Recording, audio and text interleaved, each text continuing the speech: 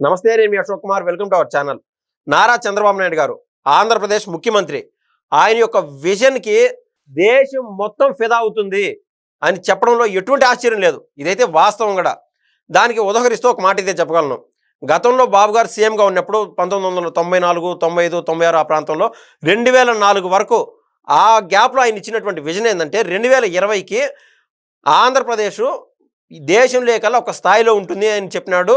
అదేవిధంగా తెలంగాణ ఏ విధంగా ఉందో, హైదరాబాద్ ఏ విధంగా ఉందో మనం చూస్తూనే ఉన్నాం. ఆ యొక్క తలసరి ఆదాయం ఏదైనా కావచ్చు గాక.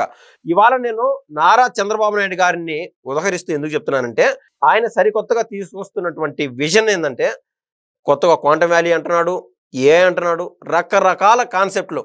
నెక్స్ట్ ఇంకా 15, 20 ఏళ్లలో ఆంధ్రప్రదేశ్ ఎలాగా ఉండాలి అని ఆయనైతే చెప్తున్నాడు. కానీ గ్రౌండ్ లెవెల్‌లో కార్యకర్తలు ఏ విధంగా ఆలోచన చేస్తున్నారు, లేదా సహజంగా చదువుకున్న వారు ఏ విధంగా ఆలోచన చేస్తున్నారంటే, బాబు గారి విజన్‌ని డీకోడ్ చేసే విధంగా అటు పేపర్‌లు ప్రతి పేపర్‌ని చూసి డీకోడ్ చేయగలుగుతున్నారు బాబు గారిని. సో, బాబు గారి విజన్ అయితే డీకోడ్ అవుతోంది. ఇవాళ నేను చెప్పబోయే కాన్సెప్ట్ ఏందంటే, అసలు జగన్మోహన్ రెడ్డి గారి విజన్ డీకోడ్ చేయగలమా అనేది ప్రధానమైన ప్రశ్న. ఈ విషయం గురించి మనతో చర్చించడానికి షణ్ముఖ్ గారు అయితే మనతో పాటు ఉన్నారు. నమస్తే షణ్ముఖ్ గారు. నమస్కారం అండి. అసలు జగన్మోహన్ రెడ్డి గారండి ఇప్పుడు నారా చంద్రబాబు నాయుడు గురించి నేనైతే చెప్పాను. ఒకవేళ మీ ఆలోచన ఏ విధంగా అయినా ఉండొచ్చు కానీ సహజంగా ప్రతి ఒక్కరు కూడా నారా చంద్రబాబు నాయుడు గారు నెక్స్ట్ 20 ఏళ్ళు 30 ఏళ్ళు నేను ఆలోచన చేస్తున్నాను బాబు గారు చెప్తున్నాడు. తర్వాత రోజు ఈనాడు, ఆంధ్రజ్యోతి లేకుండా అంటే సూర్య పేపర్ అంట ఒక సాక్షి తప్ప ప్రతి మీడియాలో చూసి ఒక్కొక్కరు కొత్తగా అబ్బురు పడుతున్నారు, అంటే ఆశ్చర్యపోతున్నారు. తర్వాత మళ్ళీ ఓహో ఇది కామన్నేలే అనుకునే విధంగా బాబు గారి ఆలోచనలు డీకోడ్ అయిపోయినాయి.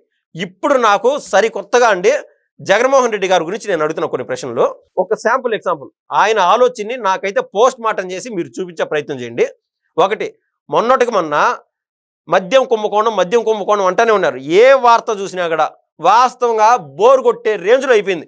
ఒక్కొక్కరు అరెస్ట్ వెనకాల మద్యం కుంభకోణం. దాన్ని దాటి నాకు అర్థమైన రేంజ్లో నేను చెప్తున్నాను అండి. దాన్ని బట్టి మీరు చెప్పండి. మద్యం కుంభకోణాన్ని డైవర్ట్ చేయడానికే కేవలము ఆ సాక్షి మీడియాలో పలానా వ్యక్తులతో అటు కేఎస్ఆర్ కావచ్చు, ఇటు కృష్ణరాజు అనే ఒక వ్యక్తి ద్వారా కావచ్చు, ఈ డైవర్షన్ పాలిటిక్స్లో భాగంగా అమరావతి మహిళల గురించి మాట్లాడిచ్చారు అంటే దెబ్బకు 2 పెట్లు. ఇటు మద్యం కుంభకోణానికి సంబంధించిన వ్యవహారము కనుమరుగైపోతుంది, కొత్తగా ఇది చర్చలోకి వస్తుంది.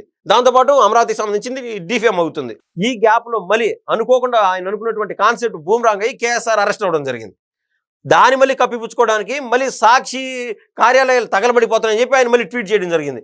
అసలు ఆయన కాన్సెప్ట్ ఏంది అంటే, తప్పుని కప్పిపుచ్చుకోవడానికి అందరి మాత్రం సామెతల్లో భాగంగా తప్పు మీద తప్పు చేసుకుంటూ పోతున్నాడా, లేకుంటే ఆయన ఏదైనా సపరేట్ విజన్ అంటూ ఉందా అండి? ఇప్పుడు చంద్రబాబు నాయుడు గారు 2047 విజన్ పెట్టుకున్నారు. ఓకే. జగన్మోహన్ రెడ్డి గారు ఆయన కూడా ఒక విజన్ ఉందండి. చాలామందికి ఇప్పటికీ స్టిల్ కొంతమంది ట్రాప్లో ఉండారు, జగన్మోహన్ రెడ్డి గారి ట్రాప్లో ఉన్నారు అని చెప్పేసి నేను చెప్తా ఉన్నా. ఎందుకంటే పదే పదే ఈ మధ్య జగన్మోహన్ రెడ్డి గారు అంటే అధికారం కోల్పోయిన తర్వాత ఆయన ఏ విధంగా మాట్లాడుతూ వస్తున్నాడు, దాని తర్వాత అమరావతి మీద ఫస్ట్ నుంచి వాళ్ళ ఫస్ట్ స్టాండ్ ఏ విధంగా ఉంది, దాని నెక్స్ట్ స్టాండ్ ఏ విధంగా ఉంది అనేది మనం ఒక్కసారి వివరణ ఇచ్చే ప్రయత్నం చేద్దాం. మరి మామూలుగా గత కొన్ని రోజుల నుంచి చూస్తూ ఉన్నాం, అంటే 2-3 రోజుల నుంచి చూస్తూనే ఉన్నాం, ఈ అమరావతి వేశ్యల రాజధాని అని చెప్పేసి. ఇది యాక్సిడెంట్గా జరిగిందా లేకపోతే వ్యూహాత్మకంగానే జరిగిందా అనేది మనం ఒకసారి గమనించినట్లయితే మీరు బాగా గమనించండి. 2019కు ముందు జగన్మోహన్ రెడ్డి గారు మేము రాజధానికి అంగీకరిస్తున్నాం అన్నారు. దాని తర్వాత ఏమన్నారు, 3 రాజధానులు అన్నాడు.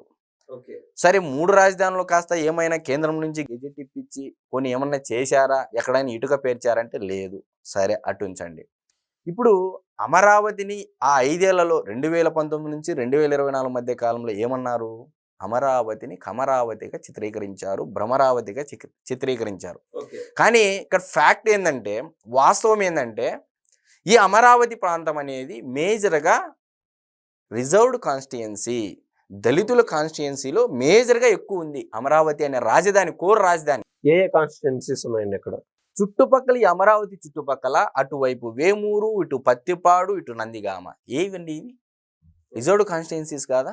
దళితులు ఎక్కువగా ఉన్నటువంటి ప్రాంతం కాదా? సరే ఇక్కడ ప్రధానంగా మనం ఇంకా డెప్త్కి వెళ్ళినట్లయితే కమ్మవారు ఎక్కువగా ఉంటారని చిత్రీకరించే ప్రయత్నం చేస్తున్నారు. కమ్మవారు ఎక్కడుండేది? విజయవాడ ప్రాంతంలో ఉండేది. అమరావతి ఎక్కడుంది? గుంటూరు ఎక్కడుంది? ఇప్పుడు ఈ భూములు ఇచ్చినటువంటి రైతుల్లో కూడా అమరావతి ప్రాంతంలో భూములు ఉన్నటువంటి రైతుల్లో కూడా రెడ్డి కమ్యూనిటీ ఎక్కువ ఉంది కమ్మ కమ్యూనిటీ కంటే. ఇది చాలా మంది ఎందుకు రెడ్డి కమ్యూనిటీ వాళ్ళు కూడా అర్థం చేసుకోలేకపోతున్నారు. మీ రెడ్ల కమ్యూనిటీకి సంబంధించే 23% మంది రైతులు ఉన్నారు భూములు ఇచ్చిన వాళ్ళు రాజధానికి. 123 మంది రెడ్లే ఇచ్చినారు. ఓకే. 5 ఎకరాల పైన ఉండే వాళ్ళు ఉన్నారు, 5 ఎకరాల లోపల ఉండే వాళ్ళు ఉన్నారు, 10 ఎకరాల పైన ఉండే వాళ్ళు ఉన్నారు, 10 ఎకరాల లోపల ఉండే వాళ్ళు ఉన్నారు. కానీ మీరు గత కొన్ని రోజుల నుంచి చూసినట్లయితే FSW సర్వే అని చెప్పేసి చర్చ నడుస్తూ ఉంది. ఈ సెక్స్ వర్కర్లకు సంబంధించి సర్వే గురించి అన్ని ప్రధాన మీడియాలో కూడా చర్చ నడుస్తూ ఉంది. వీళ్ళు ఏమంటున్నారు, 12% మంది ఉన్నారు అని చెప్పేసి ఒక సర్వే ఇచ్చింది టైమ్స్ ఆఫ్ ఇండియాలో. అది ఇది అని చెప్పేసి అన్నారు. టైమ్స్ ఆఫ్ ఇండియా కూడా స్టేట్మెంట్ ఇచ్చేసింది, మేము ఏ స్టేట్మెంట్ ఇవ్వలేదు, ఏ రిపోర్ట్ ఇవ్వలేదు అని చెప్పేసింది. ఇక్కడ ఫేక్ అని తెలిసిపోయింది. కానీ ప్రధానంగా జనాలకి ఏం వాస్తవం వెళ్ళింది, ఎలా పోర్ట్రేట్ చేస్తున్నారు వీళ్ళు జనాలని. ఫస్ట్ అమరావతిని అమరావతి అన్నారు, ఇప్పుడు అమరావతి ప్రాంతంలో దాని ఎక్స్టెన్షన్ నెక్స్ట్ విషయం అనే దాన్ని కూడా ఇక్కడ విజన్ చెప్తున్నానండి. జగన్మోహన్ రెడ్డి గారి యొక్క విజన్ చెప్తా ఉన్నా. ఫస్ట్ అమరావతిని అమరావతి అన్నారు, దాని తర్వాత దానికి ఎక్స్టెన్షన్లో వేశ్యల రాజధాని అని చెప్పేసి, అంటే వైఎస్ఆర్సీపీ పార్టీ కార్యకర్తలు శ్రేణుల్లో ముందు పెట్టి, అంటే మామూలుగా రాజతంత్రంలో ఏంటంటే వైఎస్ఆర్సీపీ పార్టీ కార్యకర్తలు శ్రేణులు ఆవేశంతో కమెంట్లు చేయాలన్నా లేకపోతే రెచ్చిపోవాలన్నా ఒక హింట్ ఇస్తాడు జగన్మోహన్ రెడ్డి గారు. టూ మచ్ హార్ట్నెస్ ఉండాలి. ఎక్కడంటే ఆ హింట్ కూడా ఎలా ఇస్తాడు అనేది నేను చెప్తానండి. రీసెంట్ గా వల్లభనేని వంశీ అరెస్ట్ అయి ప్రెస్ మీట్ సందర్భంలో ఏం చెప్పాడు ఆయన, చంద్రబాబు నాయుడు గారి కంటే అందంగా ఉంటాడు, నారా లోకేష్ గారి కంటే అందంగా ఉంటాడు, అందుకు చంద్రబాబుకు లోకేష్ కంటే పడదు నచ్చదు, అందుకే బాగా అందంగా ఉండే కమ్మ వాళ్ళని లోపలేస్తాడు అని చెప్పేసి అక్కడ కూడా క్యాస్ట్ తెచ్చాడు. సో అక్కడే ఒక హింట్ ఇచ్చాడు ఎవరికి, వైఎస్ఆర్సీపీ పార్టీ కార్యకర్తలకి శ్రేణులకు ఒక హింట్ ఇచ్చాడు జగన్మోహన్ రెడ్డి గారు. బాడీ షేమింగ్ చేయండి చంద్రబాబు నాయుడు గారిని, లోకేష్ గారిని బాడీ షేమింగ్ చేయండి అని చెప్పేసి ఇండైరెక్ట్ గా ఒక హింట్ ఇచ్చాడు. మీరు చెప్పిన దాంట్లో నాకు ఉదాహరణ గుర్తొచ్చిందండి. ఈవెన్ అందరికీ తెలిసిందే, ట్విట్టర్ వేదికగా మనం చూస్తే అర్థమవుతుంది. అంబటి రాంబాబు గారు 2-3 రోజుల ముందు ట్విట్టర్లో చూస్తే కమ్మవాడైనటువంటి కొమ్మినేని శ్రీనివాసు బాబు గారికి నచ్చలేదు కాబట్టి ఎత్తి జైల్లో పెట్టాడు అని నెట్ రాశారు. అంటే కమ్మ. ఇప్పుడు మీరు బాగా గమనించండి, ఈ ఫీమేల్ సెక్స్ వర్కర్లు ఏదైతే సర్వే ఉందో దేశం మొత్తం మీద ఎన్ని శాంపిల్స్ తీసుకుంటుందండి ఒక సర్వే? మ్యాక్సిమం అంటే 140 కోట్ల మందిని ఎంక్వైరీ చేసి ఉంటుందా సర్వే? లేదు. మరి ప్రధానంగా మనకి ఎప్పటి నుంచో ఉంది, ముంబైలో ఒక ఏరియా ఉంది, ముంబైలో ఒక ఏరియా ఉందని చెప్పేసి ఆ లెక్క ప్రకారం చూస్తే ముంబై ఫస్ట్ ప్లేస్లో ఉండాల. కానీ వీళ్ళు ఏం చేశారు, ఆంధ్రప్రదేశ్ అనేది సెకండ్ ప్లేస్లో ఉంది, ఆంధ్రప్రదేశ్లో మళ్ళీ అమరావతి ఫస్ట్ ప్లేస్లో ఉందని చెప్పేసి చిత్రీకరించే ప్రయత్నం చేస్తున్నారు. కానీ 12% మంది, ఫర్ ఎగ్జాంపుల్ ఒక 5,000 మంది శాంపిల్స్ తీసుకున్నారు, 12% మంది అంటే ఎంటైర్ భారతదేశమే కదా. ఓకే. వీళ్ళు ఏం చేశారు, ఆంధ్రప్రదేశ్ జనాభా 5 కోట్ల మంది ఉంటే 12% అంటే 60 లక్షల మంది అక్కడే ఉన్నారు, అంతా కమ్మ వాళ్ళే వేశాలనే కాడికి ఒక హింట్ ఇచ్చాడు జగన్మోహన్ రెడ్డి గారు వైఎస్ఆర్సీపీ పార్టీ కార్యకర్తలకి శ్రేణులకి.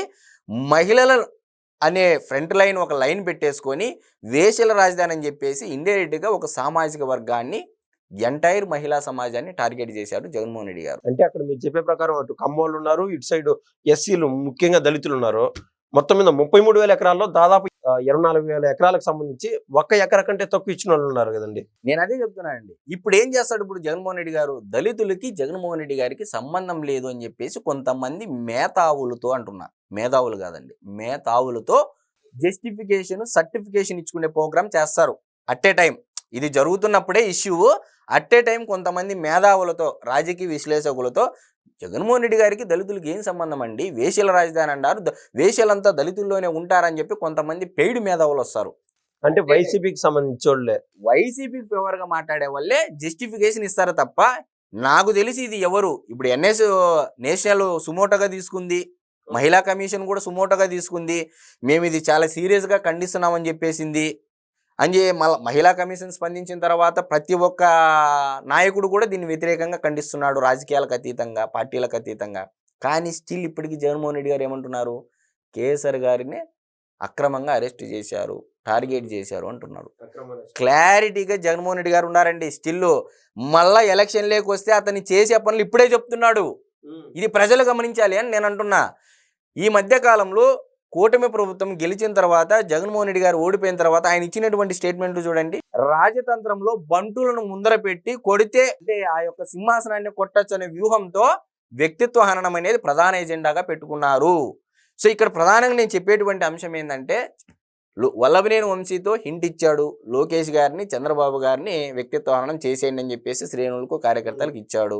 ఇప్పుడు మరలా ఏమంటున్నారు సాక్షి డిబేట్ వేదికగా, అమరావతి అనేది అమరావతిని ఎక్స్టెన్షన్గా వేసల రాజనగా చిత్రీకరించండి, సోషల్ మీడియాలో ఎత్తుకోండి హింట్ ఇచ్చాడు. ఈ మధ్యకాలంలో ఆయన మాట్లాడినటువంటి మాటలు, బట్టలు ఊడదీస్తాం, పోలీసులతో సెల్యూట్ కొట్టిస్తాం, సప్త సముద్రాలు దాటినా పట్టుకొని చేసేస్తాం అంటే దీన్ని బట్టి మీరు ఇమాజిన్ చేసుకోండి. జగన్మోహన్ రెడ్డి గారు మరలా అధికారంలోకి వచ్చినా కూడా ఏ పని చెయ్యడు. ఇక్కడ కార్యకర్తల్ని ప్రేరేపితం చేసే విధంగా స్టేట్మెంట్ ఇస్తున్నాడు. వైఎస్ఆర్సీపీ పార్టీ శ్రేణులు, వాళ్ళ పార్టీలో కూడా జ్ఞానులు ఉంటారుగా, కాస్త కూస్త 40% ఓట్ బ్యాంకులో ఓ 10% మంది అయినా జ్ఞానులు అనేవాళ్ళు ఉంటారుగా, తెలుసుకునే వాళ్ళు ఉంటారు కదా. నిదానంగా కొందరు పశ్చాత్తాపడి రియలైజ్ అయ్యే వాళ్ళు ఉంటారు. ఓ సంవత్సరానికో, 2 ఏళ్లకో, 3 ఏళ్లకో. వాళ్ళందరికీ ఆ జ్ఞానులకి నేను చెప్పేటువంటిది ఏంటంటే, మిమ్మల్ని పావులుగా వాడుకుంటున్నారు జగన్మోహన్ రెడ్డి గారు. మీరు చెప్తాంది మొన్న ఎప్పుడుదో పాతది లాగి చెప్పట్లేదు. ఒక వారం క్రితంది తెనాలికి వెళ్ళినాడు. అక్కడ డ్రగ్స్ పెడ్లర్స్ ఎవరైతే ఉన్నారో, డ్రగ్ అడిక్ట్స్ ఎవరైతే ఉన్నారో వాళ్ళ దగ్గరికి పోయినప్పుడు రాకేష్ అనే వ్యక్తి చెల్లెలు ఒక పాప, ఆ పాప కాకుండా రాకేష్ అనే పేరు కూడా పలకుండా జాన్ విక్టర్ చెల్లెలు అన్నాడు. అది ఫస్ట్ రాంగ్. అక్కడ పక్కనటువంటి వారు రాకేష్ చెల్లెలయ్యా జగన్మోహన్ రెడ్డి సారు అని చెప్పినారు. ఓకే అని ఆ పాపను దగ్గరికి తీసుకొని రేపు ఈ పాపకు పెళ్ళి ఎట్టవాలా అన్నాడు ఒకే మాట డైరెక్ట్గా. అసలు ఆ పాపను ఎందుకు తీసుకురావాలా? అసలు ఫస్ట్ మీడియా ముందే తప్పు కదండి. ఇక్కడ క్లారిటీగా చెప్తున్నాను, జగన్మోహన్ రెడ్డి గారి యొక్క పరామర్శలు ఈ మధ్య కాలంలో ఆయన చూసినట్లయితే ఒక సెక్షన్ ఆఫ్ పీపుల్, సభ్య సమాజంలో బతకడానికి అనర్హులు ఎవరైతే ఉంటారో, గంజాయి బ్యాచ్, డ్రగ్స్ బ్యాచ్, ఈ బ్యాచ్ని వెళ్ళి పరామర్శ అంటే క్లియర్గా ప్రజలకి హింట్ ఇచ్చేసాడు జగన్మోహన్ రెడ్డి గారు. నేను వీళ్ళనే నమ్ముకుంటాను, వీళ్ళే ఈ 3 ఏళ్లలో నన్ను ప్రజల్లో నాన్పేదట్టు చేస్తారు. క్లారిటీగా ఉన్నాడండి జగన్మోహన్ రెడ్డి గారు. ఒక విజన్ ఉంది, చంద్రబాబు నాయుడు గారికి ఒక విజన్ ఉంది. ఇది ప్రజల్లో పోర్ట్రేటు, ఒక విద్వేషము, విషము, ప్రతి ఒక్క వర్గంలోనూ ఒక విద్వేషము. ప్రధానంగా రెడ్డి కమ్యూనిటీని ఈసారి బలంగా వాడుకోబోతున్నాడు జగన్మోహన్ రెడ్డి గారు అనేది నేను స్పష్టంగా చెప్తున్నాను. ఎందుకంటే నా ఫ్రెండ్స్ ఎక్కువ రెడ్డీస్ ఉన్నారు, వాళ్ళు బలి కావద్దండి ఈ వ్యూహంలో పడి అని చెప్పేసి నేను స్పష్టంగా కోరుతా ఉన్నా.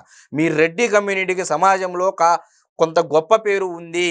పుచ్చలపల్లి సుందరయ్య కానీ, తరిమేల నాగిరెడ్డి గారు కానీ, ఇలాంటి వారి వల్ల రెడ్డి కమ్యూనిటీకి మంచి పేరు ఉంది. ఈవెన్ ఇప్పటికీ స్టిల్ చాలా మంది పల్లెల్లో కూడా రెడ్లకు విలువ ఉంది, గౌరవం ఉంది.